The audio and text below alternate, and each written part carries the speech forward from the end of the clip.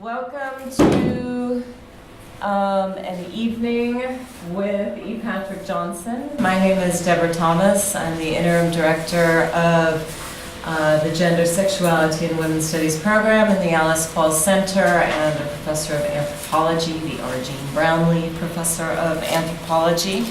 And I am thrilled to have my good friend Patrick here to share with us some of his current work. Patrick is the chair of African American Studies and the Carlos Montezuma Professor of Performance Studies and African American Studies at Northwestern University.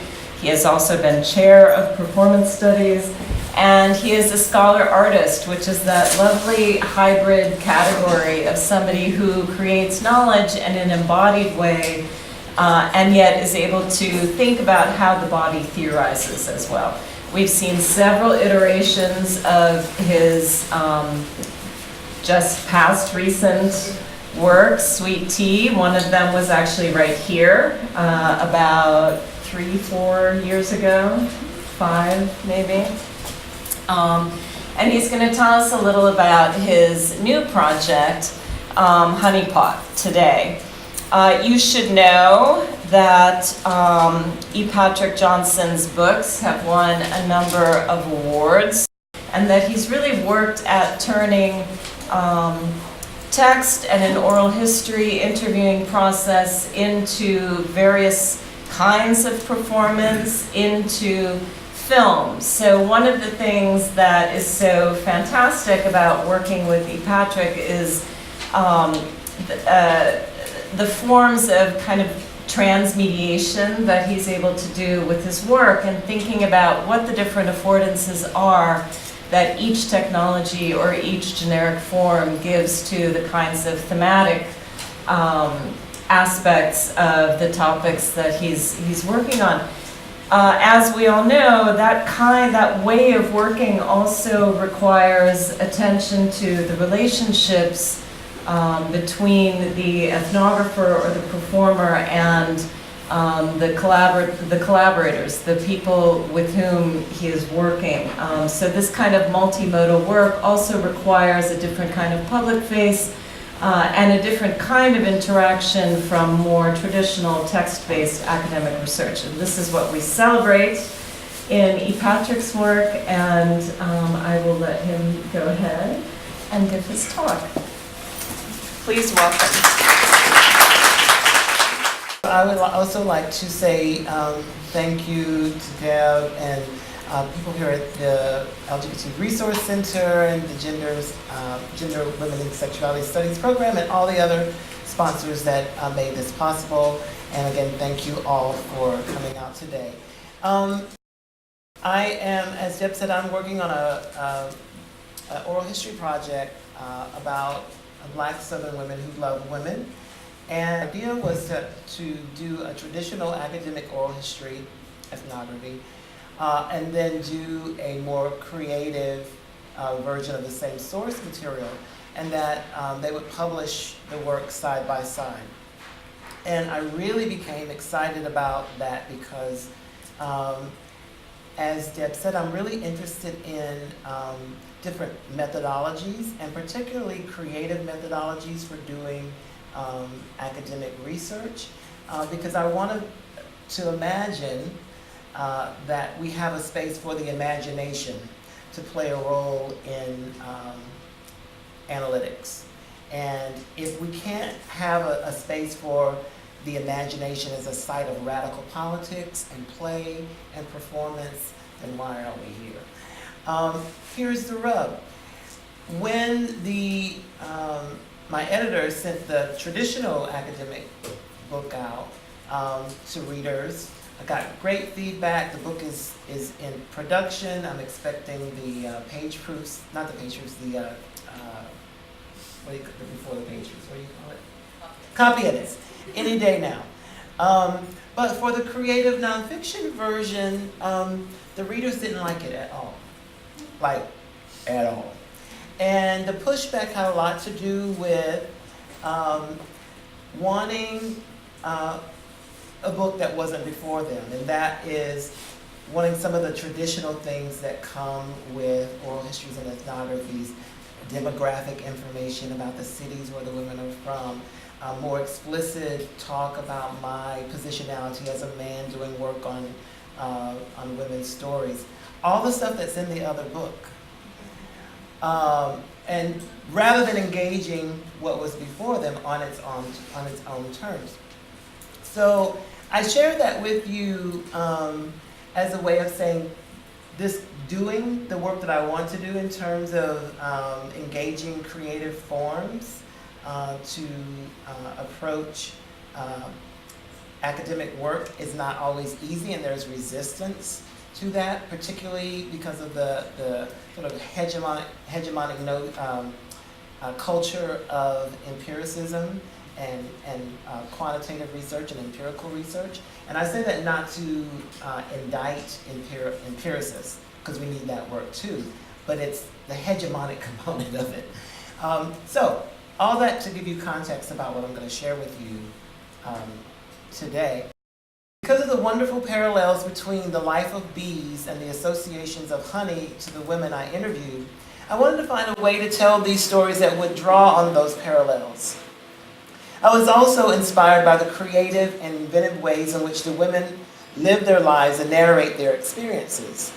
These desires also compelled me to challenge myself to think differently about false distinctions we make about myth and truth, since many of us, and especially those of us who are on the margins, are constantly compelled to prove the validity of our experiences or to tell stories, or the stories we tell about them. And in any event, myth, lore, and story create the foundation of what makes a culture's past, present, and future. And African American culture is no exception. And in this instance, Black Southern women who love women aren't either.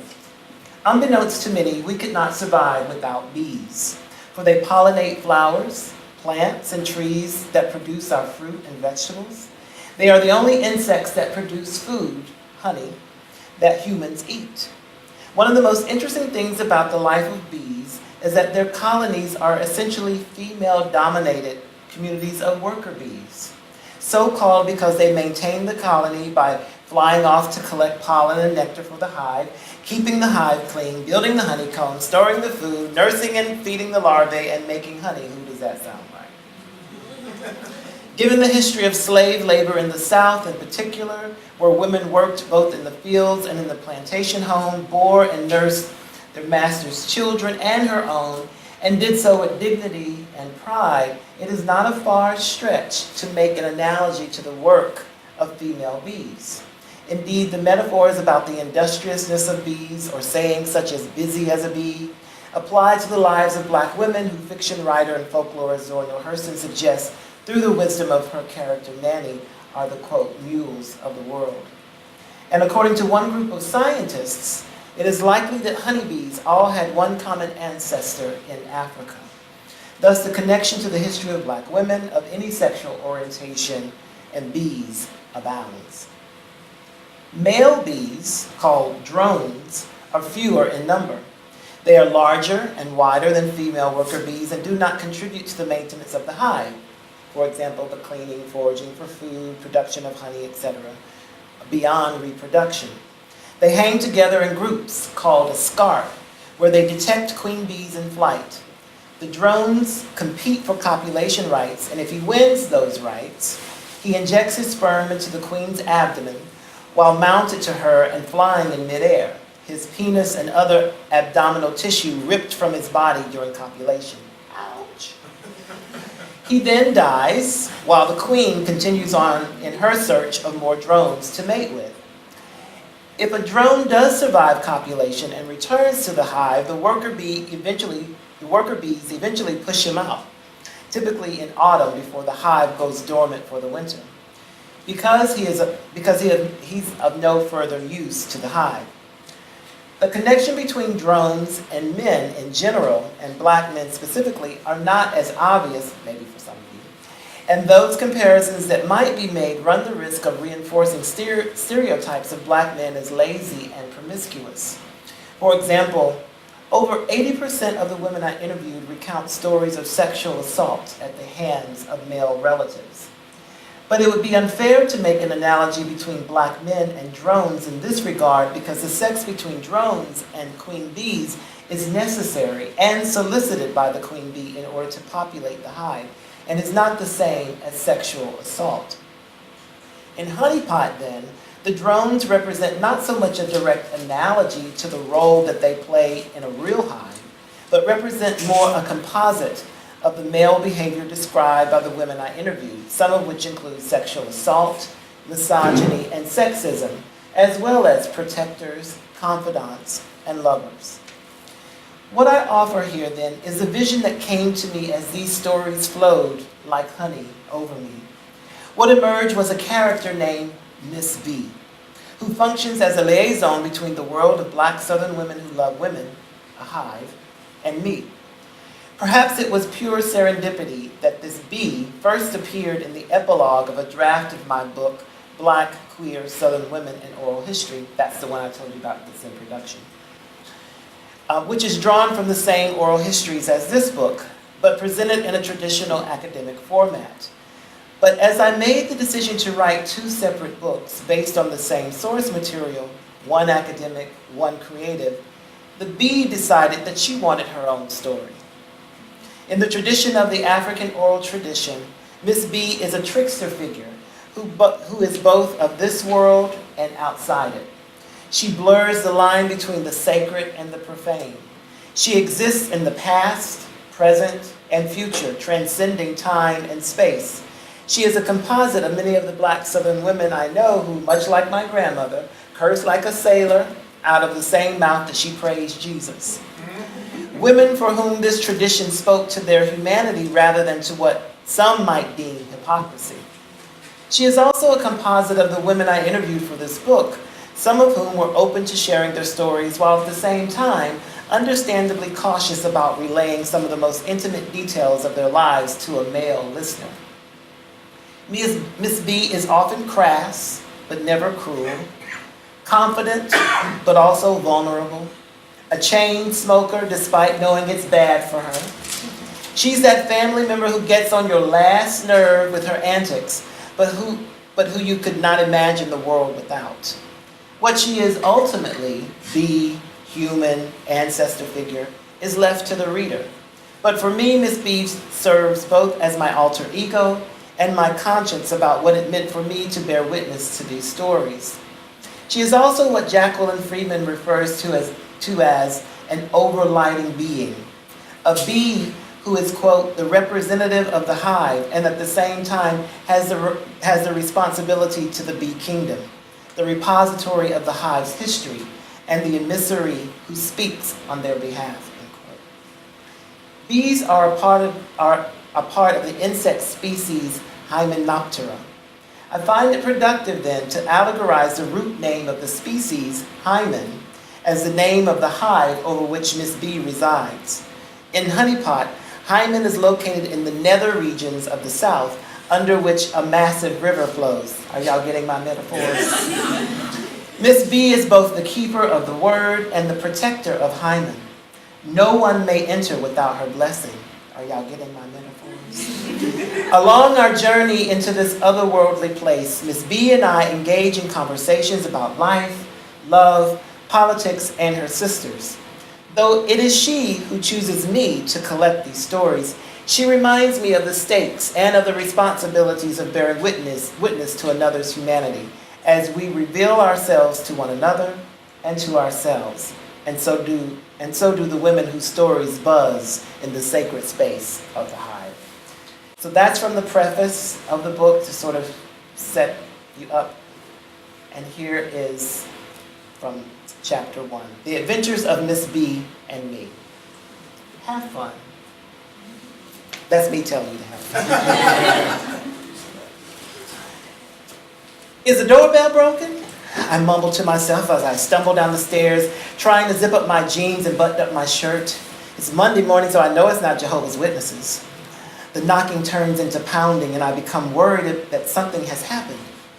I slip on my shoes as I reach to turn the lock, Before I can get the door fully open, she blasts past me, talking a mile a minute. Whew, I thought you never was gonna open up that damn door. Don't you know it's cold out there? This is Chicago, and I really ain't got no business being here this time of year. Anyway, I hibernate in the winter. Adjusting what looks like a scarf draped around her neck, she pauses briefly, realizing that I'm standing with my mouth agape and wondering who this person is who just barged into my house. Oh, baby, I'm sorry. Where are my manners? I just buzzed in here without greeting you properly. I'm Miss B. She extends her hand. I do not return the courtesy. Confused by what is happening. Seeing my confusion, but still annoyed that I don't extend my hand to shake, she drops hers, only to place it on one of her hips. And you supposed to be a Southerner? Could have fooled me. She begins to dip into what seems to be a purse, but looks more like a gold basket. She starts a long string of almost inaudible non sequiturs. I thought I had my card down in here somewhere. I bet you one of them drones been digging around in my... Lord, who done took my last... We both feel the whip of cold air from the front door being left ajar. She finally looks up from her purse. Well, ain't you going to close the door? You letting all the heat out. I walk to close the door while she removes her hat, scarf, and gloves and parks herself on one of our living room chairs. Ma'am, I'm not sure you have the right place. Who are you looking for? I say in my most respectful voice, but notably tinged with impatience. She laughs. Oh, I'm in the right place, all right. And if you had a semblance of anything that looked like manners, you would have offered me some tea with a little honey. I stare at her with even more disbelief. I'll take organic dandelion if you have it. And put the honey on the side. She fumbles some more with her purse. I don't have organic dandelion tea. The only organic tea I have is green tea. Would you like to have some of that? I say through pursed lips. From the looks of this house, I thought you were a bougie Negro. But you can't be bougie and ain't got no organic dandelion tea. Green tea is so last year, but if that's all you got. Her side eye is stunningly arrogant. I make my way to the kitchen and open the cabinet where we keep the tea. I scan the 2 shelves of tea, and there, on the bottom shelf, is a collection of teas in silver tins that I purchased in Portland, Oregon while visiting some friends. Well, I'll be damned. Organic dandelion. I hear a low buzzing sound and then quiet. Buzzing, quiet. Buzzing, quiet. Surely a fly has not survived the winter. I'm almost afraid to peek around the corner to see what's going on in the living room. Instead, I focus on the task at hand of preparing this dandelion tea that I didn't even know I had, and trying to find my bougie honey from Whole Foods. Luckily, there is still a little left in the jar in the refrigerator, but it has coagulated from the cold. I scoop a little out and put it in a ramekin and place it in the microwave for a few seconds. The tea is steeped long enough, so I pour it into a proper china teacup and place both on a tray and head back into the living room. Here's your tea and honey, I say, sitting the tray down on the coffee table. She picks up the ramekin of honey, studies it for a minute before sticking the tip of her tongue into it very lightly. Not bad. Okay, so now that we have the pleasantries out of the way, why don't you run on upstairs and change while I enjoy my tea so we can go? Excuse me? I say, channeling my mother. Okay, sit down and let me explain to you how this is going to go. I'm sorry, Miss... What did you say your name was again? B. Miss B. She slurps a sip of tea. Yes, Miss B. I don't know exactly who you are or who you're looking for, but I think you have the wrong person. I hate to be rude, but I'm going to have to ask you to leave. I need to take my dog out and then get ready for work. Who is it that you're looking for? What's the address? Maybe I can help you find it. The house goes quiet. Without saying a word, Miss B stands up and begins to gather her things. She slips on her gloves and then slowly, methodically, wraps her scarf around her neck, winding it round as if she's stuck in slow motion. It is at this moment that I get a closer look at her face. It is heart-shaped. Her eyes are as dark as night, but rather than absorb the light, their glossiness seems to reflect it. Their blackness is a beautiful contrast to the tawny skin tone. On each of her cheeks is a small cluster of moles, similar to the ones on my mother's face, that resemble constellations on a clear night. Her hair looks as if she stuck her finger into an electrical socket, a blowout kit gone wrong. And to be cute, she has twisted 2 small bunches of the electrified hair on either side of her forehead, such that they drape down toward her eyes to resemble tendrils. Tragic and fly all at the same time.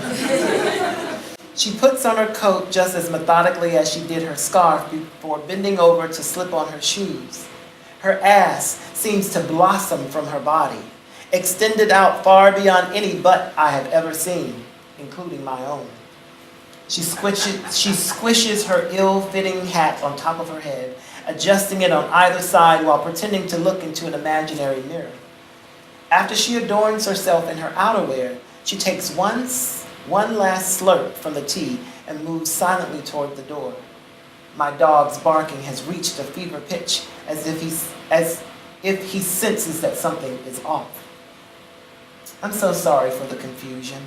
I hope that you find the person that you're looking for, Miss B, I say, wrapped in a bouquet of condescension. She turns and extends her hand again. This time, I oblige. As our hands meet, she says, I already have. And with that, we are off. So that's my introduction to Miss B. Thank you. So I touch her hand and we're transported to the hive. And I want to read just a little bit from the first chapter, which is when we land at the hive. We land hard. The last thing I remember is touching her hand, but nothing else until now. We're by a river, my hands and knees covered in silt from the riverbank. Miss B senses that I am still in shock from the trip and helps me to my feet, but keeps her arms around me until I am calm enough to speak. Where are we? She continues to hold me, but does not respond. She puts her finger under my chin and tilts my head up until I see it. Suspended in midair and hovering like a UFO is a gourd-shaped mountain. Its massive girth makes it impossible to see around. What is that? I ask like an awestruck child. That, my dear, is Hyman. And we are in Sugarland at the river of Oshun. I don't know what kind of drugs you gave me, but please, can you take me back to Chicago? My partner doesn't know where I am. My poor dog is still in his crate and needs to go out, and I have not prepared for class that I'm supposed to teach today. She moves to the river and dips her hands into the water. She walks back to me and places her wet hands over my eyes, closing my lids as she does. When I open my eyes, we've been transported to yet another place. Dr. EPJ, you have been chosen by my people to share our stories. I am charged with making sure that our history is collected and passed down to the next generation. Why you were chosen will be revealed to you, but for now, you need to open your heart and mind so that you can receive the gift of story from my sisters. I have some brothers too, but their days are numbered. Besides, you already know their stories. This is about the sisterhood. Don't worry, I'll be with you every step of the way and introduce you to the sisters whose stories need telling. There might be some sisters whose stories you don't want to hear, but that is not your decision to make. You must receive and record those too. It's most important that you bear witness.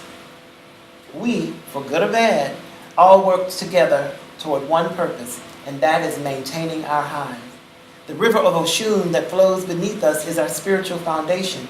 She too will be helpful to you when you need help, when you need her help. When you stumble or feel stuck, go to the river, wade in the water, and listen. Now, are you ready to get a tour of the hive? I realize that I have no choice in the matter, and follow her through the entrance of the hive. Wonderment of senses, a heterophony of solo and chorus peak, then dip, and simmer at a steady stream of humming. The lower registers sink deep in the soul, making the heart flutter and breathing stilted. Grandmothers are laboring. There are ancient songs of the Low Country. A soloist disrupts with a flourish, Melise McQueen. High E flat, high F sharp, then all the way down to B natural. Somebody tells her to cool it. She is raising the temperature of the high with all those vocal theatrics. The paradox of harmony is unison. The space is vibrating with rhythm.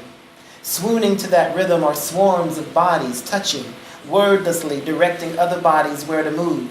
Jiggles, gyrations, swoons, sways, too dizzying to keep up with it all. And the perfume. Patchouli and musk rise above all, but lavender and rose gently whiz by as well. Out of the corner of my eye, I spy Miss B looking at me. She is enjoying my wonderment. This is many things, is all I can manage to say. But why is there no one speaking? Oh, they're talking. You just have to tune in to their frequency in order to hear what they're saying. Don't worry, you will. So close your mouth and open your ears and your heart. We're going to walk around a bit. Every street is filled with crowds of folks on their way somewhere, hovered in a circle or carrying something. Streets seem to wind around at angles, almost circular, but not really. Intersections are confusing because there is traffic from 6 directions rather than 4. Miss B, of course, is unbothered by any of this and barrels her way through the crowds up a steep, spiraling path until we get to what appears to be a clearing, much like an open market square. We'll stop here for now while some folks are away grabbing lunch. This way I can give you an aerial view. Okay, I say, scanning the scene. There are rays of sun shining through the otherwise cloudy day. The temperature is just right, not too hot, and a very nice breeze. I'll get you something to drink in a minute, Miss B says. I'm not rude like some people. I offer them something to drink right away when they enter my house, she continues. She grabs me by the hand and pulls me a few feet further down the road. There are a group of children doing chores, taking out garbage, beating rugs, and filling up water pails. Interestingly, they don't look bothered by the chores like the children I know, or the child I was. Instead, they seem to have a fierce look of dedication to the task at hand, trance-like, moving from one thing to the next and staying out of each other's way. We come out of the womb working, Miss B says. You have to fight your way into this world to take your first breath, and you have to fight your way to stay here. Soon they'll be taking care of their younger sisters and brothers who are also trying to get here. I was barely off the teat myself before I was nursing 10 siblings. We stop in front of what looks like a warehouse. Hundreds of old women stand in line carrying gourds on their heads. We walk around the line to see the opening of the warehouse where there are younger women greeting the older women with a kiss on either cheek, and then taking the gourds from them and carrying them off to where, I don't know. What is this? I ask. This is our honey factory. Those old women have traveled near and far gathering food to feed the whole hive. The young folk take the food from them and sort it out in the warehouse. It's stored there for the winter. If you're lucky, you'll get to see the old women do the waggle. We continue to walk a little further until we reach an old convenience store. It looks more like a junkyard than a store. Cigarette butts, old car parts, chicken bones, and empty wild Irish rose and Jim Beam bottles are scattered about. On the side of the store is a huge weeping willow tree and several tree stumps where a few men are gathered shooting craps and drinking. Miss B's posture changes and her eyes narrow. Hey, B, what you no good? One of the men yells at her. She ignores him. Her walking picks up pace. I see you ain't speaking today. That's fine. You know I'm still gonna hit that one these days. The other men laugh before fixing their eyes on me. Your friend's ass is as big as yours. Maybe I'll ask him for a piece if you won't give me none. More laughter. Miss B stops walking and turns to face the catcaller. Walter Lee Drone? Don't let your mouth start something your ass can't finish. You wish you were man enough to handle all of this, but last I heard your buzzsaw working more like a handsaw. And you keep your mouth off of my friend. He's more man than you'll ever be and more woman than you'll ever get. That's from Car Wash. Check yourself before you wreck yourself. The men buckle over in laughter at their friend's humiliation, while Walter gives Miss B the middle finger. Miss B takes off down the road, marching like nobody's business. Oh my God, who are those awful men, I ask, glad that we are now out of their sight. A necessary evil, she hisses back. What does that mean? After a pause, her tone changes. They mostly harmless. They just have to be put in their place from time to time, especially Walter Lee. Once he gets deep in that bottle, he loses his mind. Anyway, those are the drone boys, and they hang out by the tree every day until around midday and then fly off somewhere in search of trouble. I nod my head, suggesting that I understand what she means, but I don't. They are a sad lot, she continues. Most of them don't live to see their kids grow up. Rumor has it that there's some kind of curse on their family. Something about them missing a gene when they are conceived that keeps them from living past a certain age. I don't know if it's something folks made up to explain why most of them don't live past 21, or if there is something to it. Anyway, you stay away from them drones. I believe her. But I also know there's something more to their story. Hopefully I'll find out when I talk to some of her sisters. So that's pretty much everybody who lives in Hyman. But I want you to get the lay of the land. She picks up a stick and begins to draw a circle in the dirt. She then draws sections within the dirt circle and inscribes 2 initials in each of the different shaped sections she sketched out. N.C. V.A. M.S. L.A. and so on. We are here, she says, pointing to a section with MS in it. But I'm going to take you to all of these areas of the hive where my sisters live.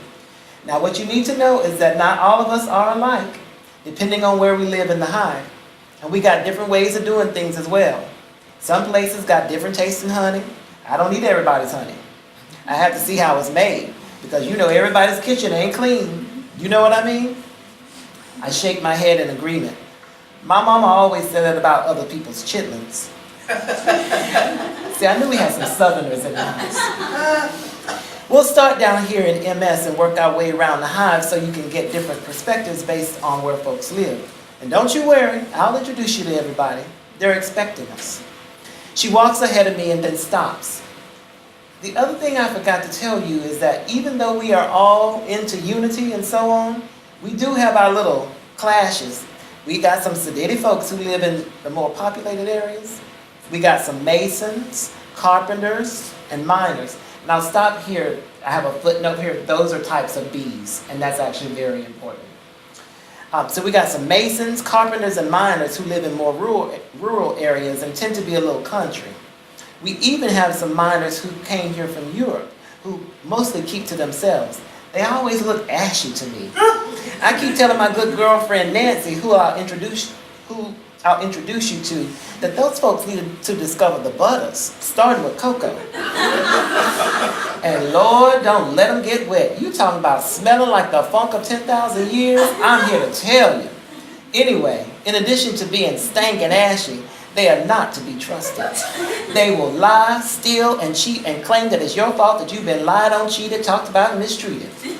We have tried for years to get along with them, and sometimes we do, but you can't trust them as far as you can throw them. So our strategy is to keep a close eye on them. Some of us do that by hitching up with them, but more on that later. The point is that we have and still do make our lives, the point is that they have and still do make our lives very difficult. It's been really, really hard dealing with the ashes. That's what I call them. That's hilarious. I have to use that one. Use it all you want, but I'm telling the truth. My sisters will tell you. In fact, you ought to make that your first questions when you talk to them. Just say, tell me about the ashy miners, and you'll get an earful. You can also ask them general questions about growing up in their part of the hive. She pulls out a pad and flips through it, skimming over each of the pages. Okay, I think that's it. I think I've covered everything, at least for now. I feel so unprepared. I haven't thought about what questions I want to ask. Can't we at least, wait a couple of days for me to get some questions together? I'll feel more prepared, and you think too much, boy. These stories are coming faster than you can think about what questions to ask. She digs inside her purse and produces a pad, pencil, and recorder. Here, she says, extending the items to me. Okay, I'm ready, I say, lying to her and to myself. I'm scared shitless, but I don't have a choice. Besides, I'm more afraid of what Miss B will do to me than I am of going through with the interviews. I take a deep breath, look at Miss B, and say, let's go. So that's the beginning of chapter 1, and then we're transported to my first interview, which actually doesn't happen. And that becomes a part of the story as well. So one of the women that I was supposed to interview, and again, this is speaking to methodology on a meta level. Miss B has set me up to meet with her at a restaurant in Jackson, Mississippi, and she doesn't show up. And there's a long exchange between Miss B and me about why she doesn't show up. Miss B doesn't show up. She sends me to the restaurant, but she doesn't come with me, which becomes a running joke. Like, she always disappears right before I'm about to do an interview. But she goes off and get her nails done. So the next part I'm going to share with you is from chapter 2, called Blessed Be. And one of the themes, one of the 5 themes in the book is about religion and spirituality. And so I'm just going to read a little bit from the first part of chapter 2 about religion. I'm back at the river of Oshun. There is a stillness here, anticipatory, unsettling, then calm. Miss B says that I must take the river an offering of honey, yam, and oranges. She has wrapped all of these in a cotton cloth coated with beeswax. She tells me to remove my shoes, wade into the water up to my waist, and then feed the river the offering. I remove my sandals and feel my toes slide into the silt. I slowly move into the water carrying the satchel of offering. The current covers my feet, then ankles and shins, the warmth of the water radiating rhythmically up my spine. Once it reaches my waist, I slowly open the cloth and release the honey, yam, and oranges. As they are caught in the downward stream, I feel the pressure of the river on my back. I tie the cloth around my neck, and as Miss B has instructed, I close my eyes and focus on the rhythm of the river. I stand still, yet I am moving with her. First, seduction. Slow, steady, the djembe drumming a yankadi. Arms flailing toward the sky. Feet pound the river basin in time. Dip, drop, kick, gas, drip. Dip, drop, kick, gas. Stop, shift, clave. And salsa songa song, salsa songa song, salsa songa song, salsa songa song. Stop, shift, deep house. Bounce, bounce, bounce, bounce, bounce, bounce, bounce, bounce, bounce, bounce, bounce, bounce, bounce, bounce, bounce, bounce. Stop, shift. Holy Ghost Pentecostal won't turn me loose. The rhythms continue to shift until I feel an exhaustion. Miss B said this would happen, at which point I must offer a song. The song must come from the heart and must be from my spiritual tradition. I spread my arms out by my side and throw my head back. Why should I feel discouraged? My feet sink deeper into the basin of the river and begin to burn. The wind has picked up and whistles around my ears. The chorus bubbles up. I sing, because I'm happy. There are voices echoing mine. I sing, because I'm free, I am free. 3 voices are singing with me. And I know, and I know, and I know, and I know. And I know, oh I know. 6 voices all together in varying harmonies. He watches me. I open my eyes and I'm surrounded by 5 women, 2 on one side and 3 on the other side of the river. They are dressed in all white from head to toe. Their beauty is unspeakable. Their voice is unknowable. They began to soft chant. The river becomes still. They wade into the water, take each other's hands to form a circle around me. They all begin to sink down into the river. I am unsure of what is happening. When the water has submerged all but their heads, they slowly rise up again and gather on either side of me, their wet bodies sticking to each other and to me. One woman to my far right breaks from the huddle and slowly wades to the riverbank and ascends to shore and climbs on top of a rock and begins to tell her story. This is Darlene. As long as I've been a Hudson, I've been in church. That's all my life. I love church. I still love church. I love the singing. I love the hymns. I love the hymns now, but back then I just loved the singing. So it ain't a scripture that you can't put out there that I don't know, because I understand that thing. I think I understand it real good. I really do. I think I'm pretty good. As a matter of fact, my line name when I played Zeta Phi Beta was Revelator. Because I can see things. I believe that I was able to look forward in time and predict, so I believe. And with my friends, it was just a big running joke all the time. But you know, every time the Revelator said something, it almost came to pass. Almost. So I want you to understand that there never really was a closet that I was in. It was more of an awareness that had to come about. And I thank God for how things progressed in my life and how things evolved. Yeah, maybe that's a better word for it. How things evolved in my life. Because I got my teachers in the church first. When this stuff came out about Leviticus and man not laying with man, I had to take it into the way that it was taught to me and in the context in which it was taught to me. This is the Old Testament. You know, there were rules that they had in place. Christ came not to do away with, but to make it to where you could fulfill the promises or could fulfill the covenant. So I don't say that it's not true. I kind of understand it in the context of that day and time. So, you know, who they were talking to. And understand that everybody who was writing the Bible wasn't so saved and sanctified themselves. They had their own isms, such as Paul. You know, Paul took issue with women. He came into an area where women were speaking all out loud. He wasn't used to that. Remember, he was a tax collector. You know, a man of power. So, you know, he took issue with that, you know.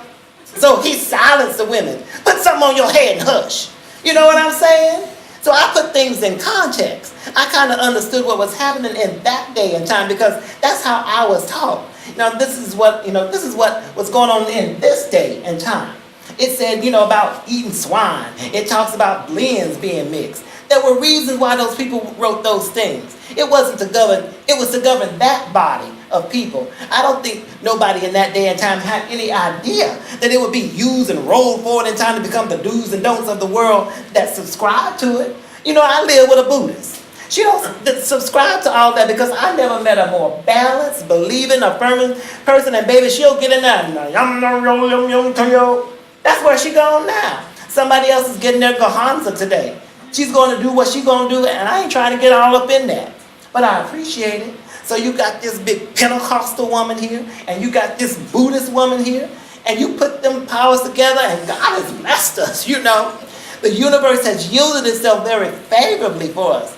I got friends who've been foreclosed on. I got friends who have lost. I got friends who died. But God has been gracious enough to let me live comfortably. I don't have everything I want, but you know I ain't broke right now. Right now I ain't broke. Now next week I might be broke. But today I ain't broke. I used to sing that song, I let nothing separate me from the love of God. I meant that. I told God when it came time to do this lesbian thing, I said, let me tell you something right now. If this is going to put me in hell, I'm not going to do it. I'll never forget. It was like New Year's Eve night. That was a turning point for me. This girl was working me. It was kind of cute. I was kind of liking it. But I told God before I get too busy, I need to hear a real sign from you real clear. All I can tell you, honey, is the way the Lord spoke to me. People don't even believe. I told a story about my kind of coming out, and so after I had been intimate with this woman, we were laying there, and all of a sudden the radio popped on. You know what? The alarm, and guess what was playing? "Oh, it is Jesus, surely Caesar." I said, "Thank you." And I ain't never looked back. Now, can you believe that? Now, that's the gospel. That's the gospel according to Darlene. Darlene begins to sing as she climbs down the rock and back into the water. The other women join in. "Oh, Mary, don't you weep." At the beginning of the song, at the end of the song, the women reform the circle around me, their faces taking on a bluish hue from the intensity of the moonlight. Day has turned to night in a twinkling of an eye. The river's flow picks up pace. The women drop hands and lift them toward the sky, their heads thrown back and voices filled with sound. 5-part harmony, a praise song to Oshun. The river rages such that I can barely stand. The women begin to fade into the darkness, but their melody lingers, echoing off the surrounding trees. Miss B says that after the women testify, I must provide Oshun with the parting gift. I bend down and kiss her. Her water is like candy on my lips, sweet and slick. I use the current to make my way back to the riverbank and lie down on top of a fallen trunk. I am drunk with story, and sleep descends like wet Chicago snow. So that's a little bit of chapter 2. And I'm conscious of time, so I'm going to skip some because I want to talk to you. I'll read just a little bit. I was going to perform another one of the women's stories, but I don't have time, I don't think. We're going to 6:30. Is that right? Yes. Yeah, so I'll just do like 5 more minutes. Is that okay? Y'all good? All right. So this is the very end of the book. This is chapter 6, when I'm about to interview the oldest women that I met in doing the research, and they're called the elders, and they're likened to queen bees. All hail the queen bee. We walk across the street to a diner called Honey Child. Their special today is honey fried chicken and 2 sides. We get the special, but I get the honey glazed carrots and biscuits with honey butter for my 2 sides, while Miss B gets honey sriracha Brussels sprouts and honey apple cake for hers. We splurge and have 2 glasses of mead to wash it down.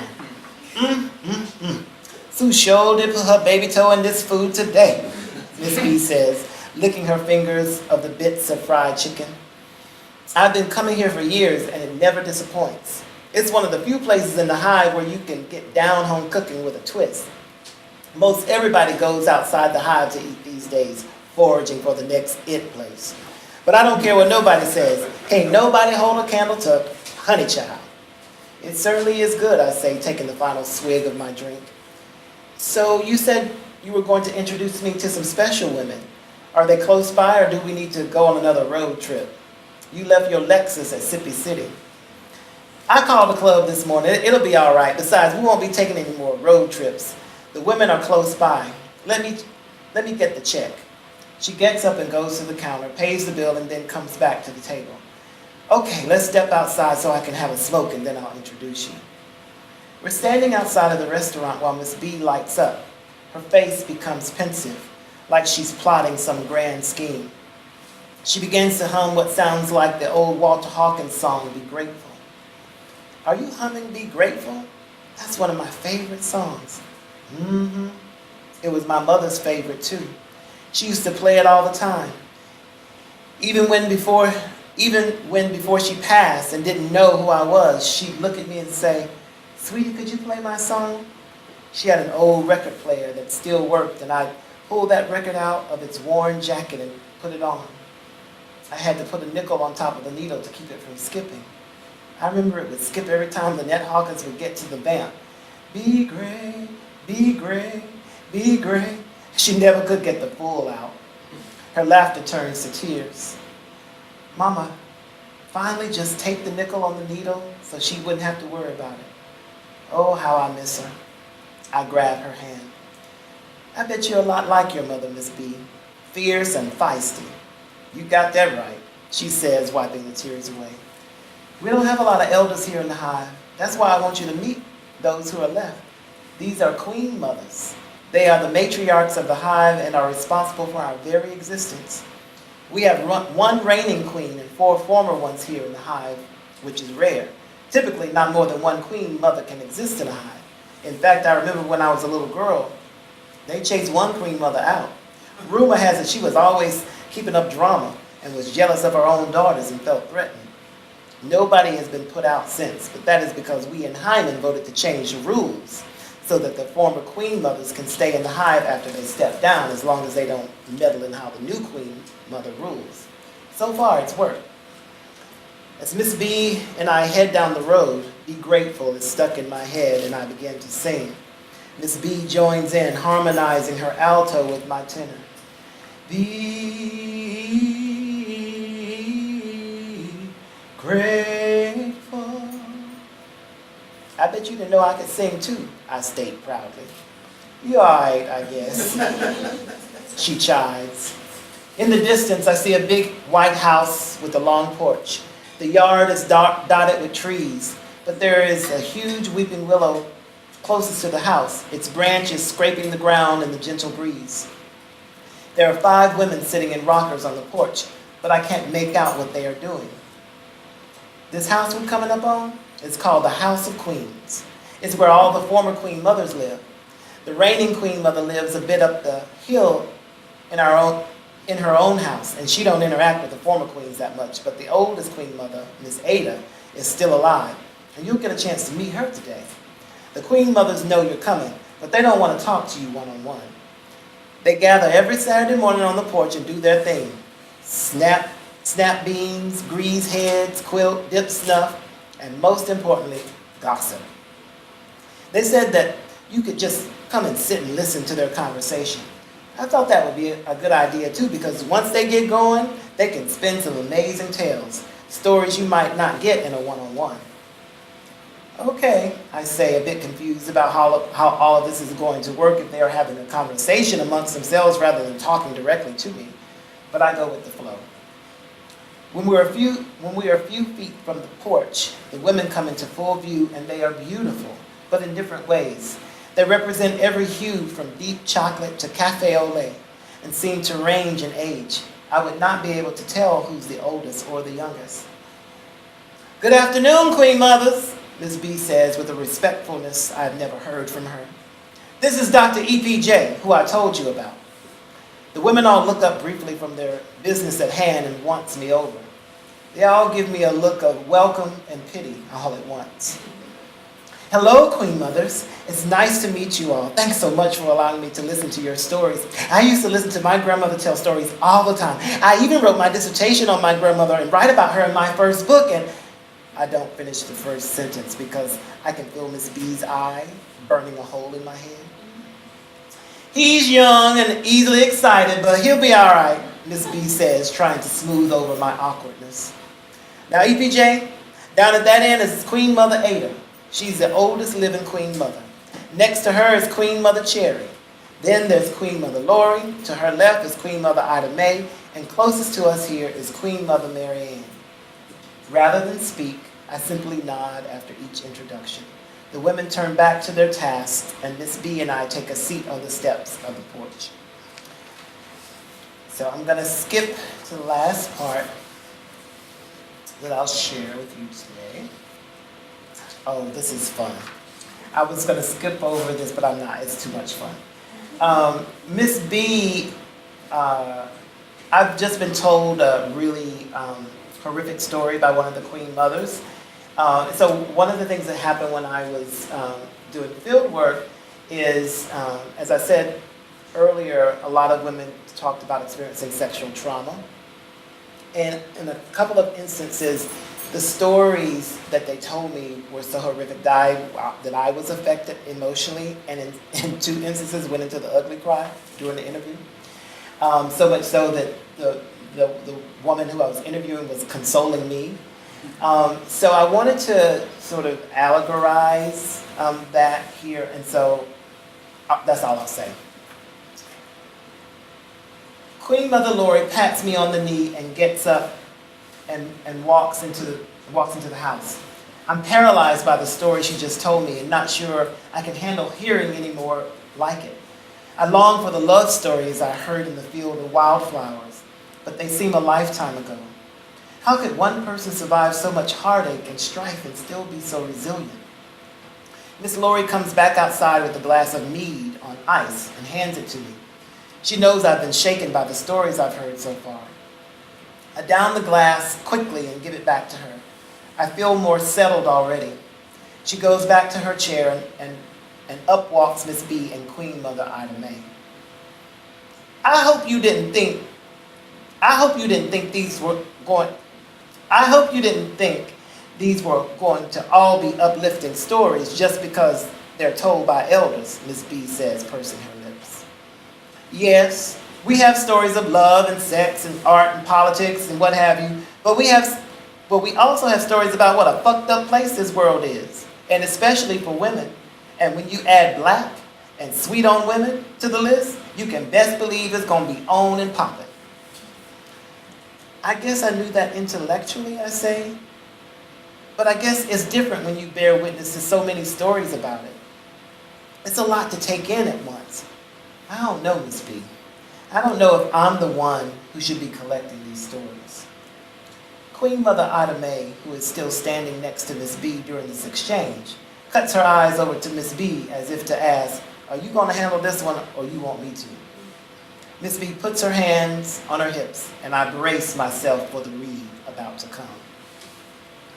Look, Dr. EBJ, I can click my heels 3 times and buzz your behind back home faster than roaches flee light. But that's too easy. You must run toward that thing that frightens you most. I know it's hard to listen to these stories, but what do you think it felt like to live them? You were chosen for a reason. According to your publications, and yes, I've read a few of them, you claim to be invested in ethics this and ethics that and wanting to be a co-performative witness to others. But it ain't ethical to run at the first sign of trouble, little brother. You can't be a co-performative witness only to the uplifting stories. Life don't work that way. And it certainly don't work that way for those of us in this hive. And these queen mothers are a living testimony to that. You have to take the good, the bad, and the ugly. This ain't a hit it and quit it kind of adventure you're on, you understand? Don't be like some of your colleagues who cozy up to folks just to get the 411 to write a book. And then when you really need them for something, say a little help with the light bill, they ain't nowhere to be found. Now, I know you have better home training than that. I know Miss Sarah well. But that also goes for sticking with it when things get uncomfortable. How are you going to call yourself a professor who's training students if you can't even make it through an interview because the material makes you uncomfortable? What kind of teaching is that? I realize that Miss B is performing for the Queen Mothers, but her soapbox lecture has made me rethink my position. All of the Queen Mothers high-five Miss B with their eyes, except for Miss Ida May, who shoos Miss B to the side as if dismissing a child, and walks up to the step where I'm sitting. She's even taller from this angle than I discern from afar. She's a handsome woman whose masculinity fits her like a tailored suit. She smiles down at me, revealing her gold-plated front tooth cap. It looks like the one my Aunt Nivatris has. I have no idea what's about to happen next. When she pulls a toothpick from her pocket, pops it in her mouth and plops down beside me on the step. Miss B slowly squeezes past Ida May up the stairs, still beaming from her read of me, and sits next to Queen Mother Mary Ann, who seems to be her protector. Ida May leans forward and spins a tale. So I'll skip over Ida May's tale, which is hilarious, but I'll skip over it and go to the end.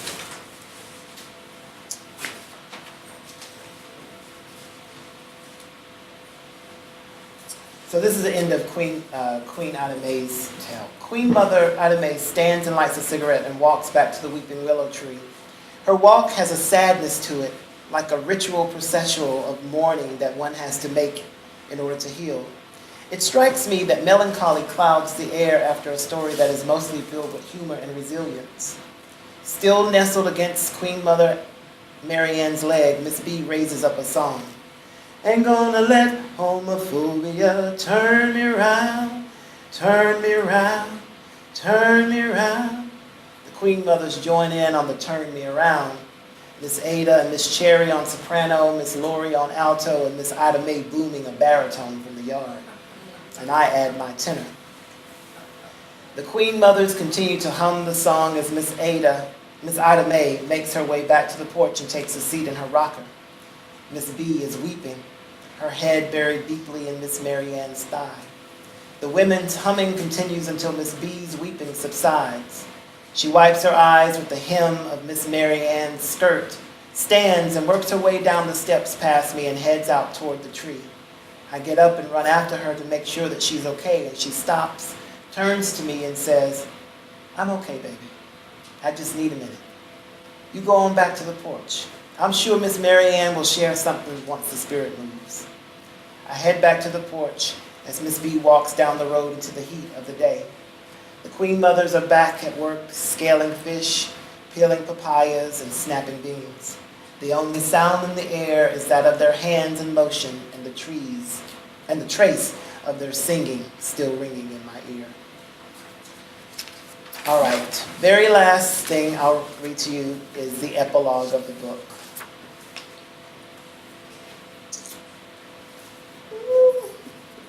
Yeah, I'll skip over it. I was going to read the part. Well, where are you? I want to check in. Where are you? Are you okay? Do you want to hear or you want me to skip to the end? Okay. Okay. All right. This is Miss B and I, as you've heard, we banter back and forth. She's been getting on my last nerve. And I think that we're going to have a bonding moment. We sit in solemn silence for what seems an eternity.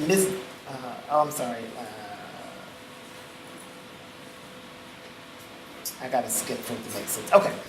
I know you don't like cigarettes. My parting gift to you will be to stop cold turkey.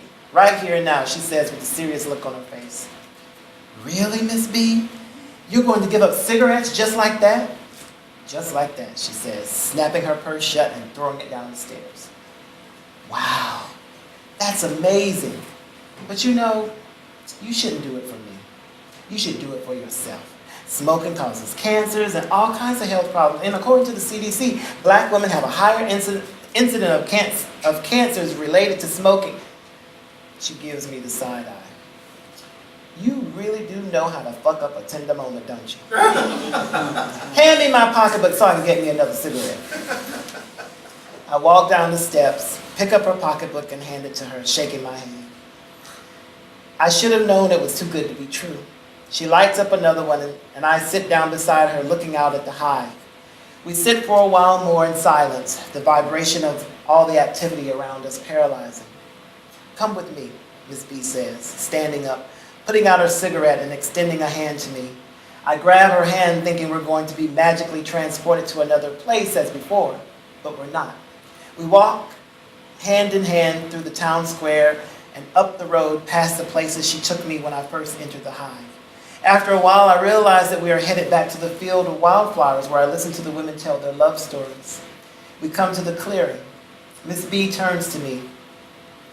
Remember when you were standing at the entrance of the hive and you said that you couldn't hear anyone talking and I told you that once you tuned into their frequency? I nod. Well, I bet you don't remember that the first time you heard talking in the hive was actually when we passed by the drone sitting under the tree. You're right. What does that mean? Now, before you go into your academic analysis, all it means is that the drone's frequency is also a part of you, and that you first had to acknowledge that before you could tap into the women's frequency. I told you the drones are a necessary evil, but that's not quite right, because they aren't evil. They were not born into this world to do harm.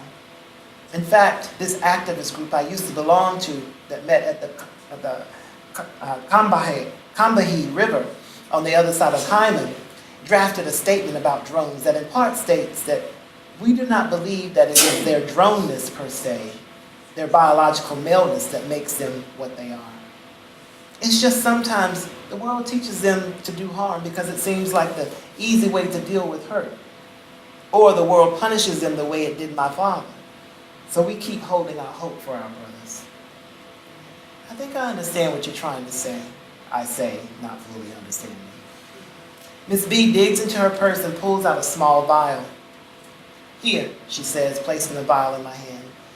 This is a little vial of propolis.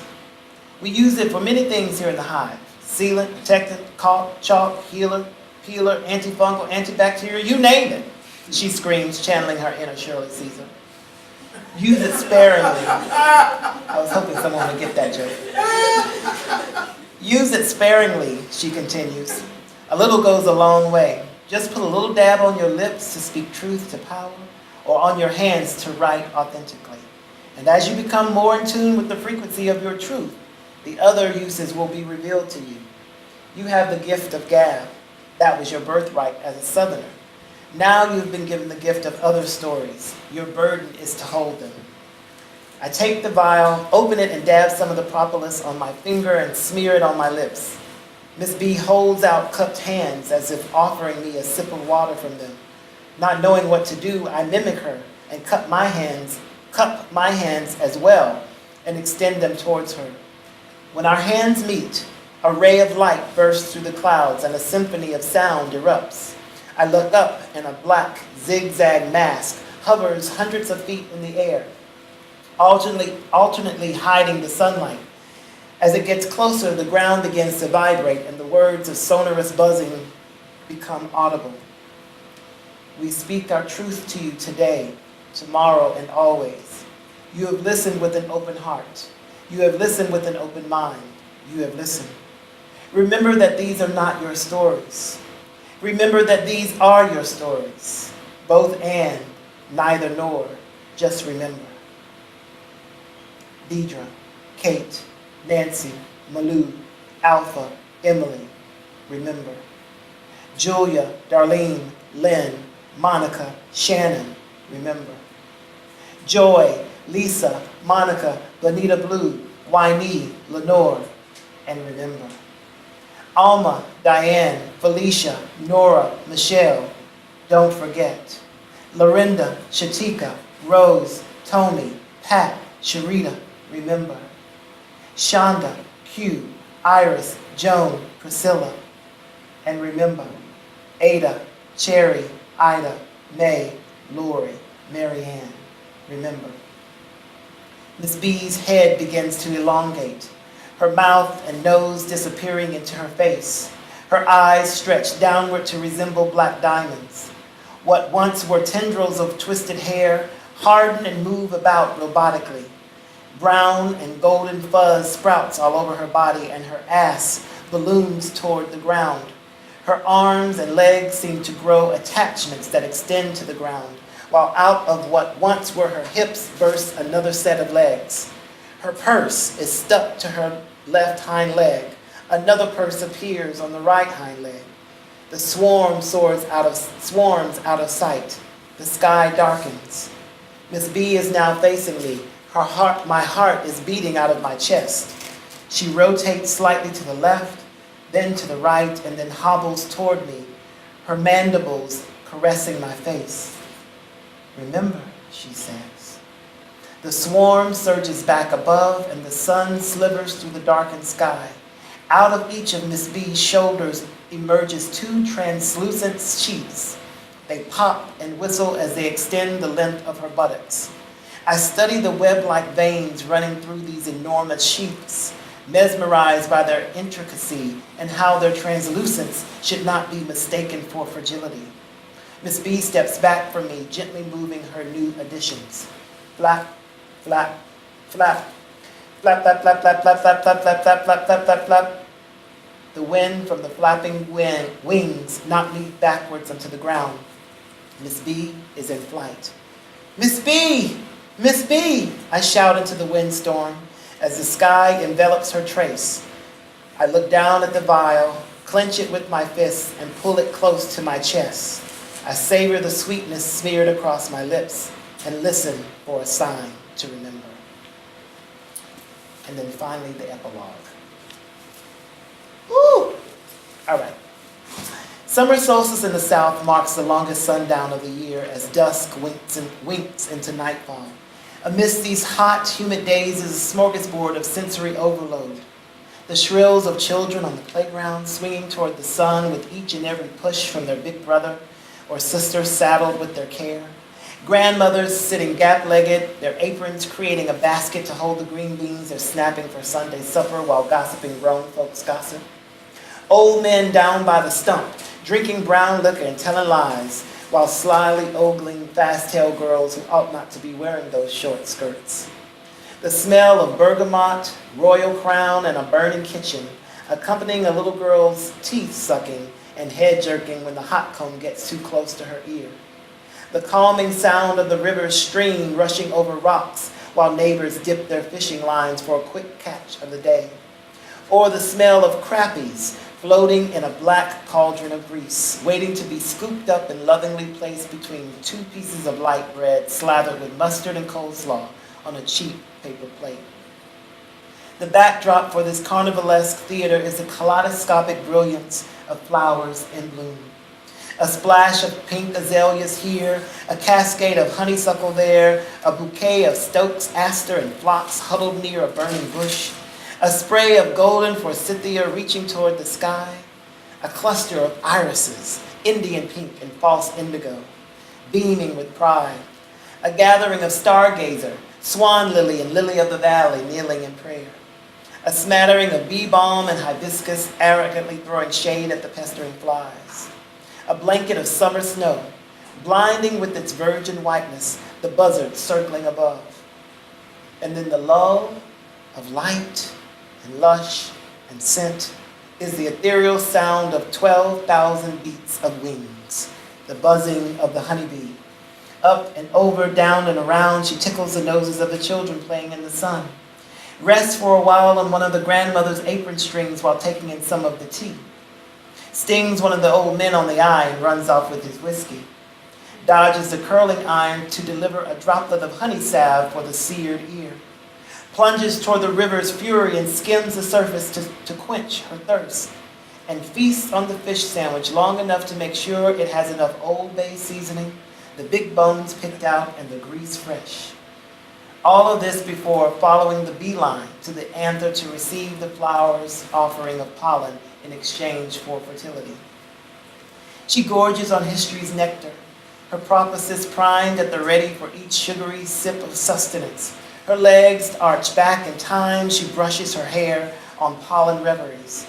Full and thick with history, her pollen baskets bursting at the seams, she journeys home to unload her story to her sisters, who will follow her back to the river of Oshun's flowering.